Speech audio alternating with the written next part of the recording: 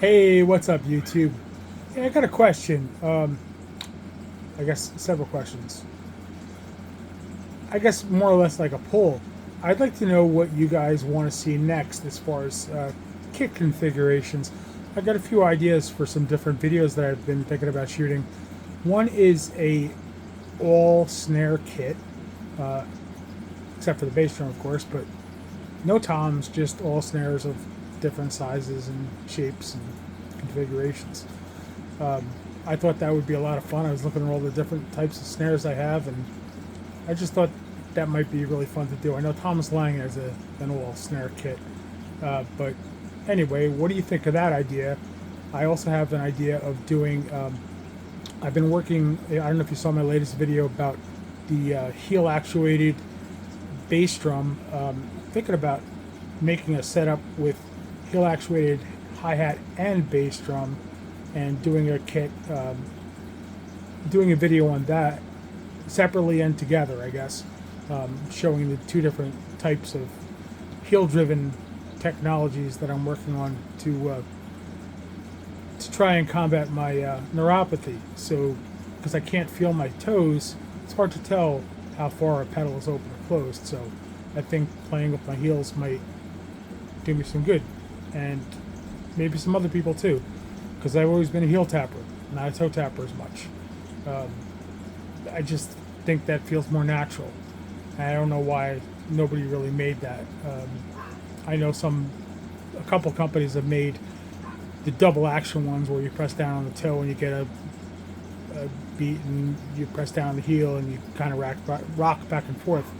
But I'm talking about just specifically heel driven, and the way I'm doing it right now is basically a slave pedal that's hooked up backwards, facing in the opposite direction as it normally would. So your toe is down on the ground and your heel is bouncing up and down. So that's another idea I have. Those are the two main ideas I'm thinking about doing.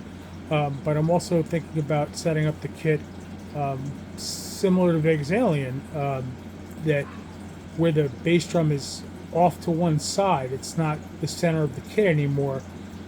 So I'd be playing that with my right foot, but I'd be using a double pedal with set up as a lefty, so that the slave pedal is on the right hand side. Um, but then the bass drum would be off to one side, and totally different kind of configuration than most people are used to seeing. Um, but I'm thinking about doing a setup like that, probably after my daughter gets off to college, which is next week. Okay, good. Heart's gone again. So, um, scary, scary. But she's going to be so far away. That's what's really scary. If she was an hour away, it wouldn't be a big deal. But she's going to Buffalo, and I'm in Orange County, New York. I'm close to New York City, not Canada. So it's about a 5.5 hour drive. Anyway, totally off topic. But yeah, those are kind of the ideas I'm thinking about, and I'm thinking about I got to get the funk out lately. I've been playing. Something motivated me to play something from Stevie Wonder about 2 weeks ago, and I just went down this rabbit hole of funk music. I realized while trying to play it that I don't know how to play funk at all. It's just such a different. The bass groove is different, and the snare hits are sometimes in different. Anyway, it's different. And if you know drums or music, you would know that. I don't know how I never really realized it. And I didn't realize how complicated some funk can really be. But it's a lot of fun. So let me know if you think I should do a funk drum cover.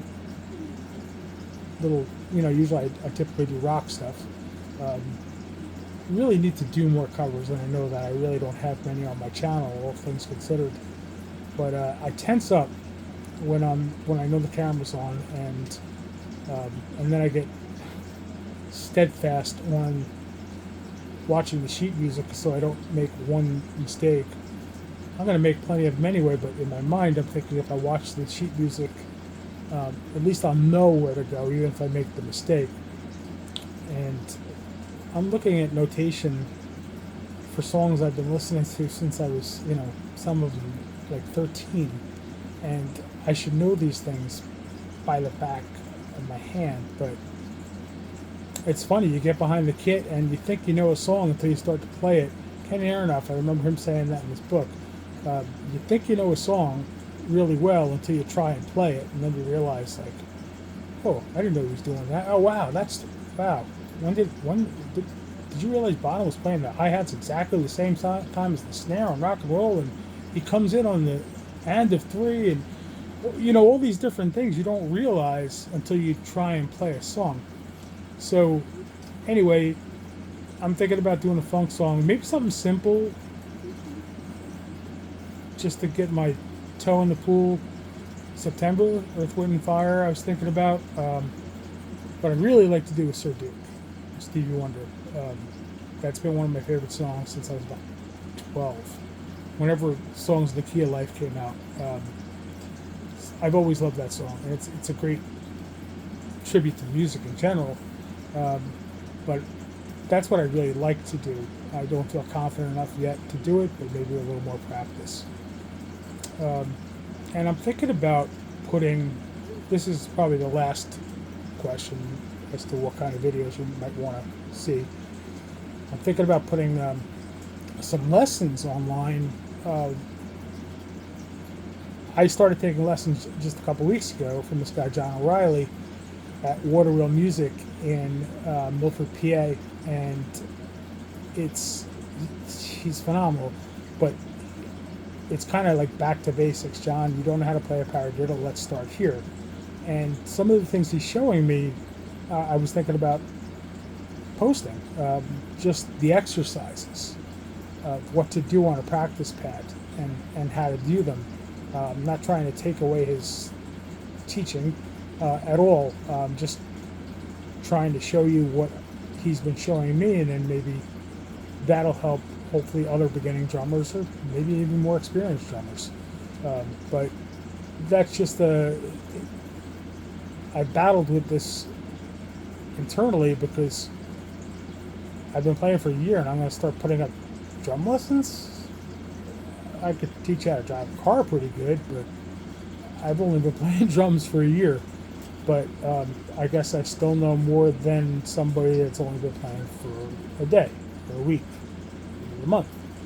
So, I think in the world of computer training, I remember taking courses on how to make courses and how to do things, and they said you don't have to be the ultimate expert, you just have to know more than the person you want to sell your product to,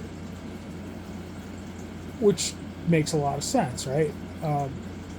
I do feel like you should probably be an expert, though, if you're trying to sell somebody a program on how to do something.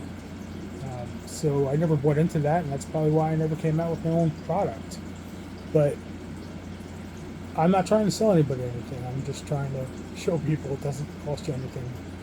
If you've got YouTube Premium, you don't even have to use, you don't even have to watch ads. And if you don't, then so you watch a 30-second ad once in a while. I mean, that's what YouTube is made up of, right? I'm not asking for donations.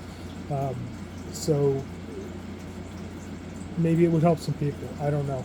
Maybe it would help me as well as helping you.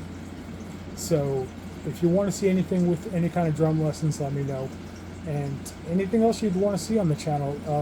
Tomorrow night, I'm going to Prague Tribute Night at the Sherman Theater in Pennsylvania.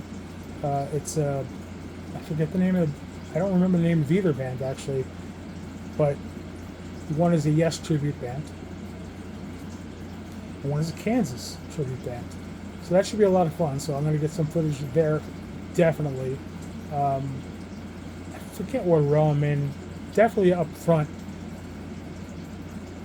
I think I'm first row or maybe second row. I forget. But I should get some good footage from that. Hopefully the bands are really good, and I'll have some good content for you guys to watch. But this particular stuff I'm asking about is specifically drum-related content. So it would be immensely helpful if you guys could comment down below and let me know what you'd like to see here on the channel. And if you have any other ideas, let me know. All right. Thanks very much. Take care.